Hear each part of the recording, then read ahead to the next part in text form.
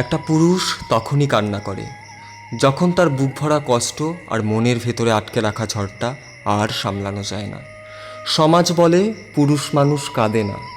ছোটবেলা থেকে শেখানো হয় ব্যথা লুকিয়ে রাখতে, দুঃখ গিলে ফেলতে, আর সব পরিস্থিতিতে শক্ত থাকার অভিনয় করতে।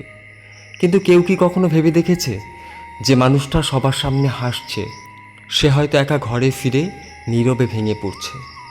একটা পুরুষ তখনই কান্না করে যখন তার সবচেয়ে প্রিয় মানুষটাকে হারিয়ে ফেলে, যখন মায়ের অসুস্থতার সামনে অসহায় হয়ে দাঁড়িয়ে থাকে, যখন বাবার স্বপ্ন পূরণ করতে না পারার অপরাধ বোধ তাকে তাড়িয়ে বেড়ায়, যখন সংসারের সব দায়িত্ব কাঁধে নিয়ে রাতের পর রাত জেগে কাটায় কিন্তু কাউকে নিজের কষ্টের কথা বলতে পারে না।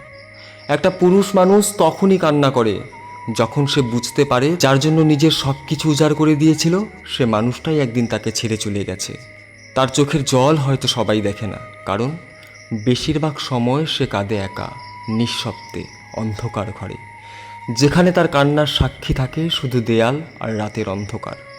মনে রাখবেন, একজন পুরুষের কান্না তার দুর্বলতার পরিচয় নয়।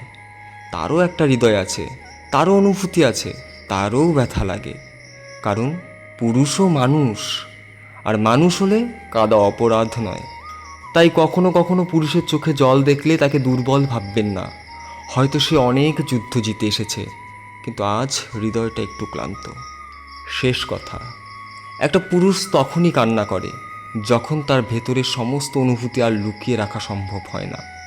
যদি আপনিও মনে করেন পুরুষের কান্নাও সম্মান পাওয়ার যোগ্য, তাহলে ভিডিওটি লাইক করুন, শেয়ার করুন এবং আপনাদের মতামত কমেন্টে জানান।